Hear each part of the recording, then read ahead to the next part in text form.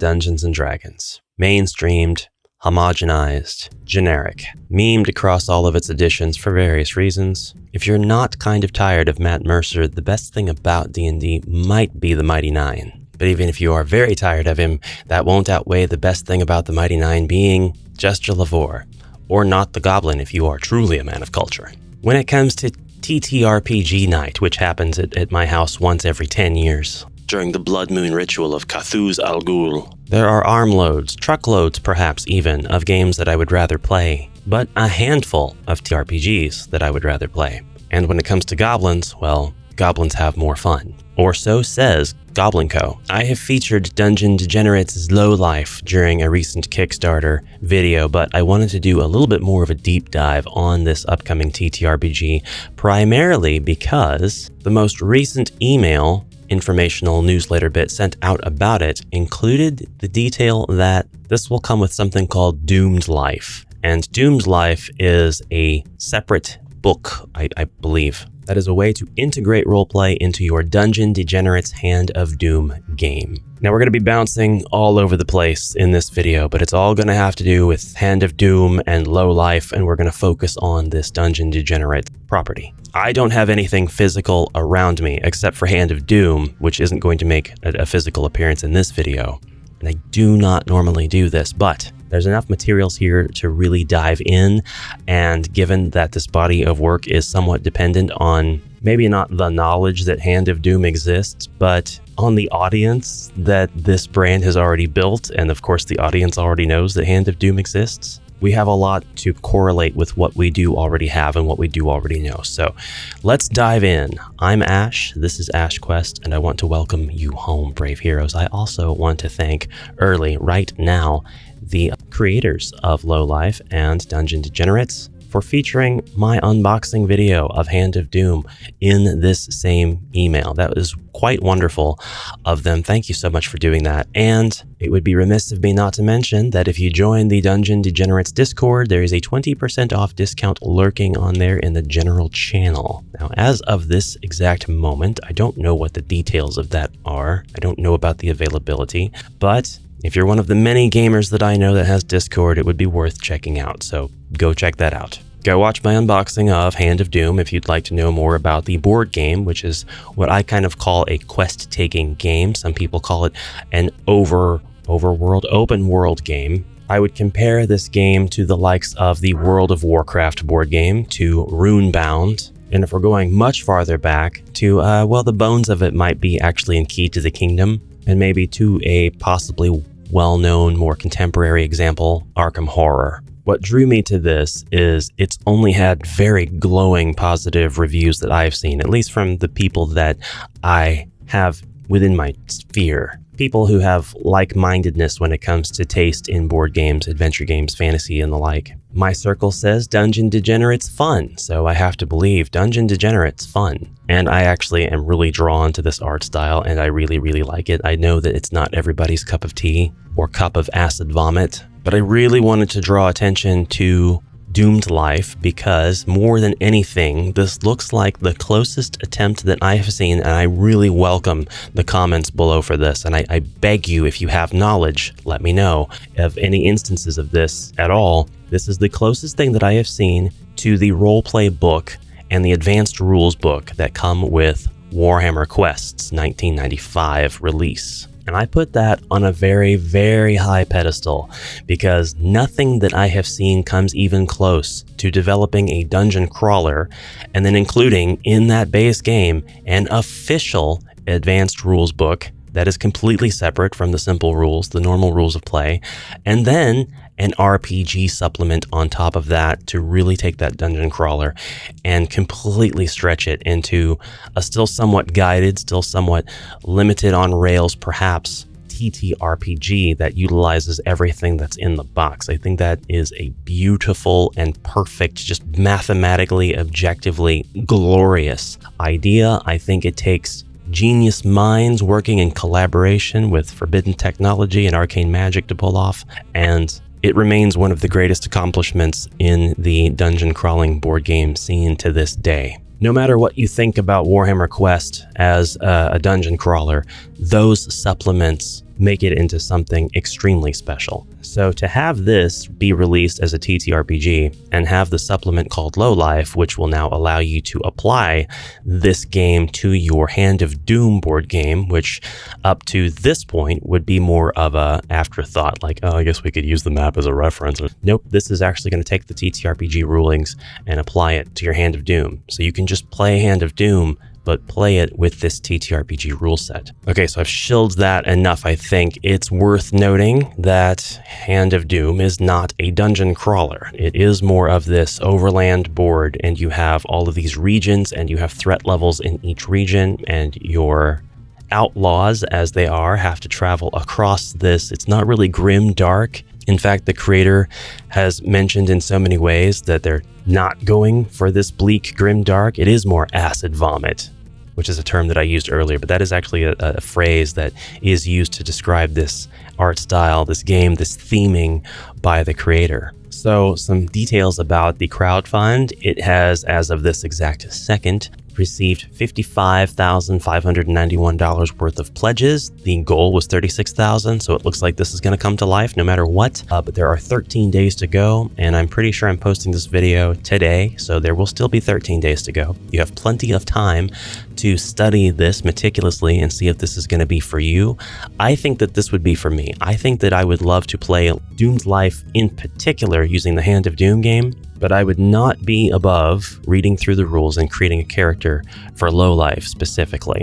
To clarify any speculation, I don't play TTRPGs, but that's primarily because I don't have the time and I don't have the people to play them with, and I don't want to play them on Tabletop Simulator. That's just not an option for me, I'm sorry. Even if the mods are really good, even if there's official support, which I think is beautiful, and I think more companies, more developers of games should provide that official support if they can, if they have the means to do so. I don't TTRPG because it's so much easier to just dungeon crawl. Dungeon crawling also takes fewer spoons. But 100% I would absolutely run a Warhammer Quest campaign using the RPG rules. I would do that with my dungeon crawl party. I would not have any problems with that because it's very much more on rails. It's more guided. It's using the game system. It's not saying here's a separate thing. It's not Warhammer Fantasy Roleplay, which is a completely separate thing from the RPG rules in Warhammer Quest 1995.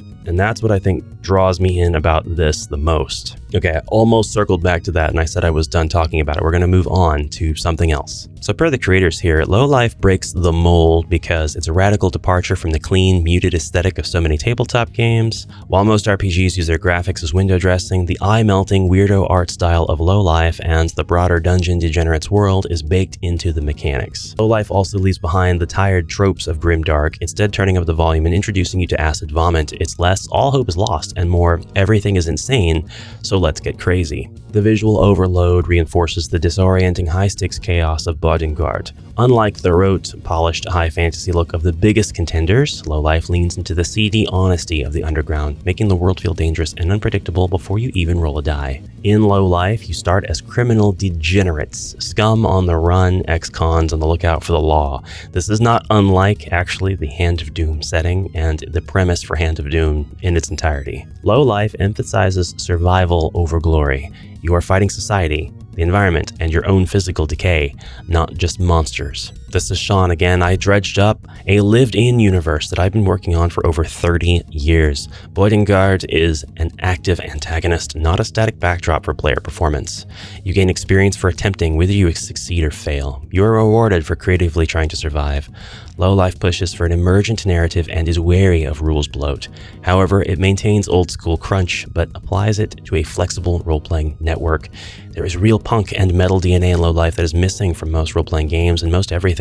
A DIY spark is found at the core of what we make, because if we don't do what we do, nobody will. And I love that perspective and that approach.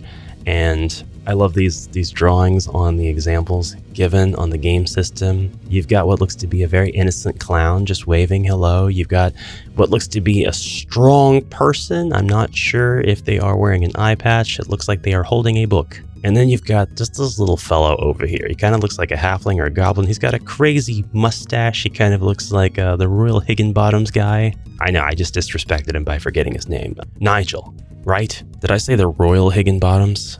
I'm messing everything up. And we're going to go with it because that's the spirit of Dungeon Generate's low life. Now, I have had some deeper dives into kind of the community's opinions about Hand of Doom's rule set and how people regard some of it as crunchy, and then, figure out that they have some rules ambiguity, which is a little bit of a point of contention. In the dungeon crawling scene, there's people that want every single rule to be outlined and every single exception to be accounted for.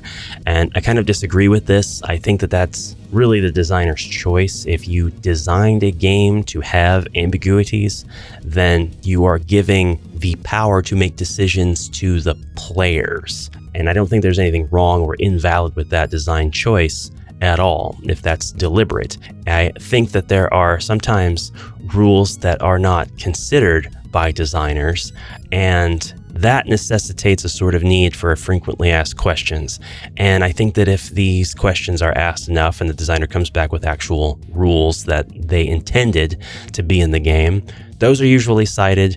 Those are usually agreed upon by the community. Some outliers like myself say, well, you didn't put it in the rule book, so therefore, actually, designer, you are wrong. And I do this. I am a snot like that, at least until a new edition of the game or an expansion or something comes out and it completely outlines, it supplements that rule set. Dungeon Degenerates seems to embrace the ambiguity such that they say, hey, you make a decision and you do what feels right. So unlike a game like Hero Quest, where a later expansion introduced a situation that is now going to cause this crazy situation in your dungeon, and you don't have any rule that says you can't do the thing, no matter how wrong it feels. So you have no on-paper way to enforce it, and therefore you've got to make a judgment call as the Zargon running the game, which may or may not introduce some contention at your table, which is never a good thing. This is more deliberate, and all players will have this perspective, this frame of reference, that there's going to be some interesting little tidbits, little points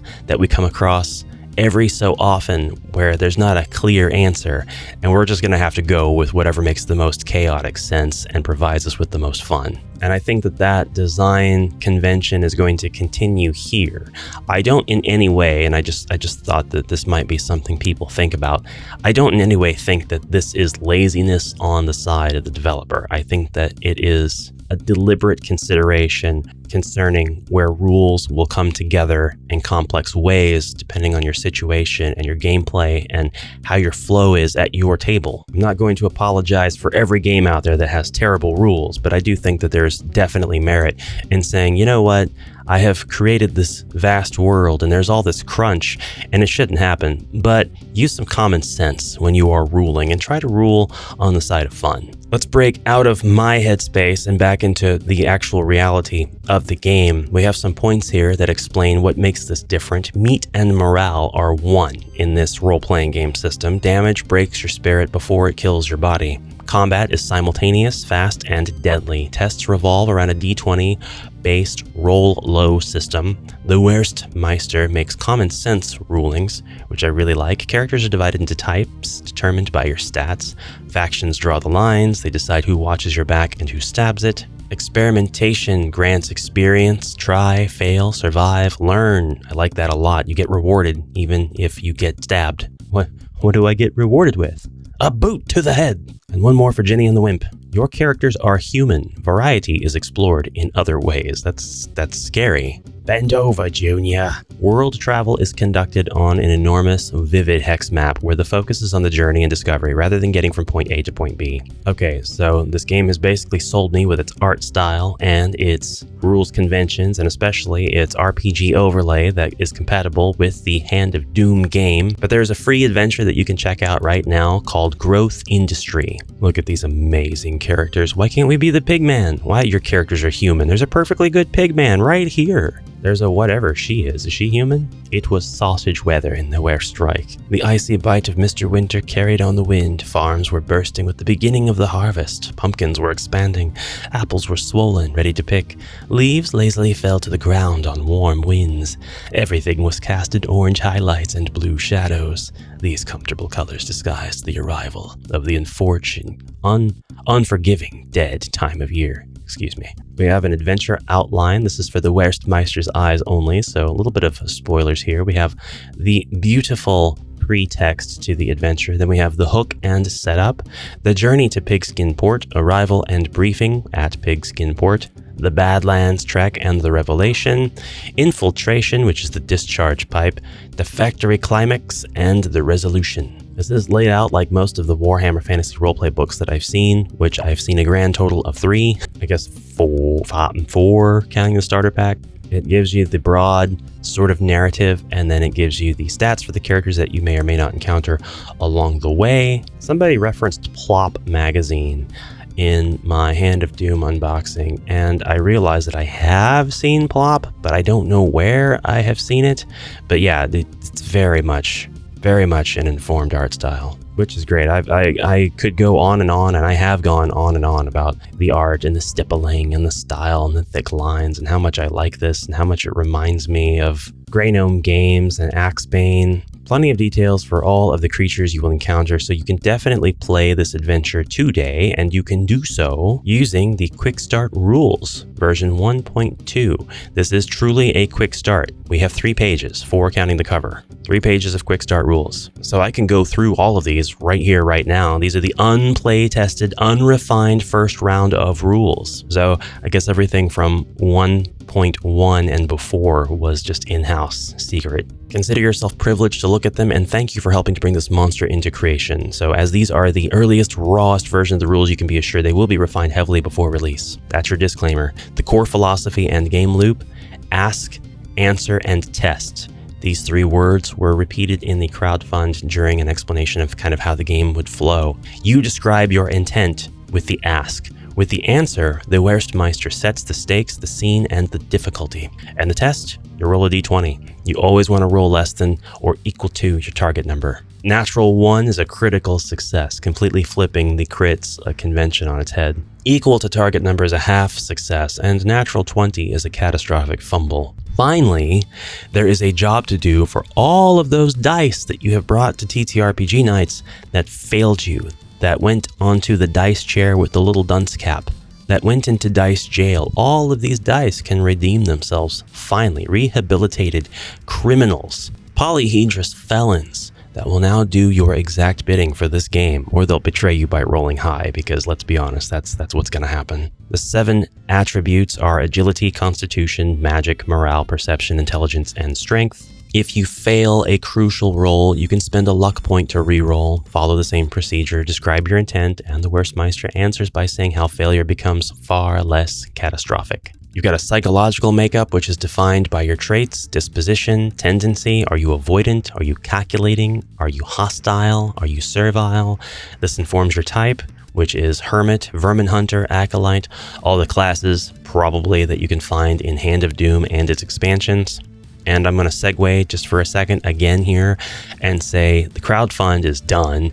Basically, it's still going on, obviously, but the funded portion is complete. So you can be pretty certain this is going to be a thing. So if you're on the fence about crowdfunds in general or Kickstarters, or you feel like there's too much risk involved and you pick your battles very, very carefully, I would say I fully believe, I have the full faith that this one's a definite release, particularly because this company has released a lot of content for this game. And with this being the flagship of everything that they've got, or what I believe will be their flagship product, although I do think that they'll continue to push Hand of Doom, I think that everything else on the site will only serve as supplemental to this experience. Like, if you first introduce yourself to this world through this game, Lowlife, then you go back and visit the site, then you'll be looking for things to enhance your Lowlife experience, even though it's Hand of Doom and Hand of Doom's many, many content and character expansions. And I think that that is probably a deliberate thought, or maybe something that's already been considered by the creator. I really don't think that there's any chance that this doesn't get released. The credibility is there. The business model is there, and The crowdfund is here. The doneness of it is here. We're going to look, speaking of the crowdfund, at the different tiers and kind of like where the stretch goals are and things like that, if there are any. I actually didn't notice yet. I'm going to talk a little bit more about the Quickstart rules here. We have survival, decay, and the law. You have will, which is your life force, the average of your constitution, your strength, and morale altogether. This is your hit point pool and the base target number you must roll under during hand-to-hand combat. As your will drops, your ability to fight drops with it. Heat is a stat that tracks how badly the law wants your head. You start at 13, which is marked for arrest if identified because you are an ex-con. It's like starting Grand Theft Auto and already being at 2 stars. Degeneration measures your physical and moral decay. You gain degeneration from wading through sewers, contracting diseases, failing morale tests, vice, or overtaxing yourself with magic. High degeneration makes you a pariah to the civilized, but a friend to scum. See how it's not good and evil? It's clean and definitely unclean. Factions are a web of interconnected gangs, cults, and royal houses, measured on a 1 to 20 scale, starting at 8. They don't care about you. Kill their rival, and they love you. Disrespect them, and they will hunt you. The action economy in combat is based strictly on your agility score. 1 to 7 agility means you get 2 actions, that's slow. 8 to 14 means 3 actions, which is standard. 15 to 19 is 4 actions or fast, and 20 plus agility means you get 5 actions, you're a blur. And yeah, you would be a blur with 2.5 times the amount of action economy than someone who has a slow action set.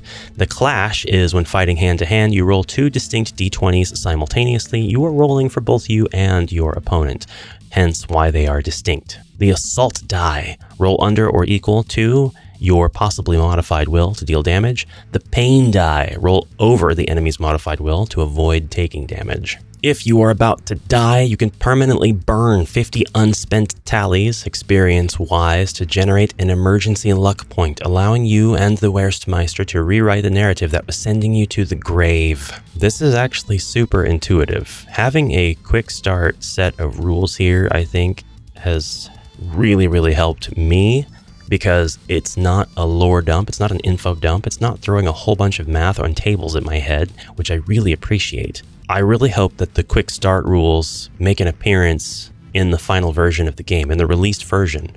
I would highly lobby for this to be in the game, these 2 double-sided sheets to be right at the top of the box. Because with this, you can have fun immediately. You learn by trying. Every time you test an attribute, you gain a tally mark. That's a success or a fail. During downtime, you can spend 50 tallies and 10 Werst marks, that's for training and living expenses, to permanently increase that specific attribute by 1 point. So you're not just trying to reach a specific level with the amount of experience you get, or trying to gain a specific amount of experience to reach the next level, rather. You're getting 50. And you can spend 50 if you want, plus some money to level up one of your points. That's really simple stuff. I like that a lot. It's not as table-y. So again, we're not looking at a bunch of tables and like what all goes up whenever you level up. You're not having to refer to cards or growth patterns. No, I like that a lot. And it's not a diminished return system. Like, no matter what, you're going to spend the exact same amount every time, and you're always going to get the exact same thing back. You get to decide how you increase specific attributes by testing the attributes. So if you're somebody who's using a lot of magic and you're pretty confident in testing your magic, then you're going to gain a lot of attributes. You're going to gain a lot of tallies during your magic tests, whether they succeed or fail. So use your magic 50 times and get 10 worst marks, and bam, your magic is now stronger. Your next 50 attempts may be a lot more successes than they are fails, at least unless the difficulty of the overall adventure increases, which it probably will, but your other stats remain pretty low. So I think you can obviously grow those by testing them repeatedly, even if they fail, and they might have a much higher chance of failing, which means higher chance of getting closer to the old death for your character. But this really incentivizes your party, like most TTRPGs should, but it's very transparent here how it happens. It incentivizes your party to choose different strengths for their characters. Like, somebody really should probably be the tank, somebody probably really should be the magic caster, the healer, the sneaky damage dealer, and so on. We talk about casting and the snap back under magic, and that's sorcery and witchcraft. Sorcerers sacrifice their humanity and will for power.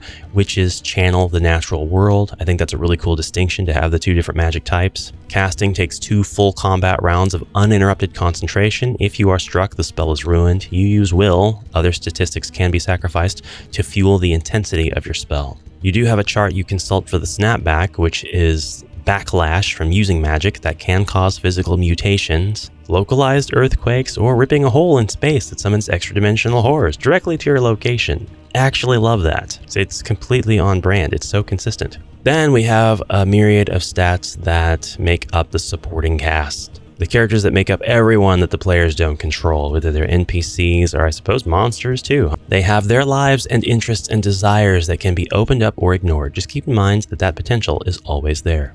All right, so looking at the tiers for this, the available rewards are basic, $50, and you'll get a copy of the Low Life Core Rulebook for the special Kickstarter price. The Deluxe Black and Gold for $69 USD. The Digital Buddy for $71. You'll get all 3 ebooks through the campaign, and there are 3 ebooks. Not the ones that I just showed you. We're going to go through what those are. They are the Low Life Core Rules book, the Low Life Informant book, which reuses some of the art from Hand of Doom. We have this, well, I think that was from Hand of Doom, right? Or was it just here when I looked at the campaign earlier? Anyway, it's got this scantily clad lady who has fangs. I'm a fan. This is really going a lot more in depth with the new intensive area backgrounds, exhaustive explorations of cities, towns, locations, 8 new unique character types, encounter tables, a wide variety of the region's factions to engage with or antagonize, 50 new monsters unique to that region, 50 well-developed NPCs, a new adventure called Children of the Grave, and a lay-flat binding, which I think is an undersold point. And then the Doomed Life book. There is a display map for the world stage that is available through this Kickstarter, as well as a hex map. This is the hex map. I don't have a, hold on, let me see if I can zoom in here. Yeah, well, a little bit. This is your world map. This is how you're going to play your TTRPG and keep track of where you're at. And it's all hexes, which I think is super unique. I haven't seen that in TTRPG context before. You can just display it on your wall if you'd like. It says it's printed in full color on matte paper and folded. It is 2 foot by 2 foot, 24 inches by 24 inches. And finally, a magic screen, 11 inch by 32 inch 4-panel GM screen made of heavy card printed with eye-melting color art on one side and helpful charts, tables, and other rules and reminders on the other. Back to the tiers, because I love doing things in not one single straight direction. The Bookworm tier, which is $81 USD, you get the Low Life Core Rules book and the Informant World book for the special price. Player Early Bird gets you the Core Rulebook and Informant World book with the hex map. This is a limited quantity. I feel like there's going to be plenty of opportunity for you to get in on this, though. 155 spots left of 400. It's the exact same tier as the Bookworm one. It's just a limited amount of free hex maps. The Player Bundle, which has the prettiest thumbnail out of all of this. You get the Low Life Core Rulebook and Informant Worldbook with the hex map for the special Kickstarter price. That's if you miss the early bird. So instead of 81 USD, it's 97. So get in on the early birds if there's an early bird version of the tier that you're looking at.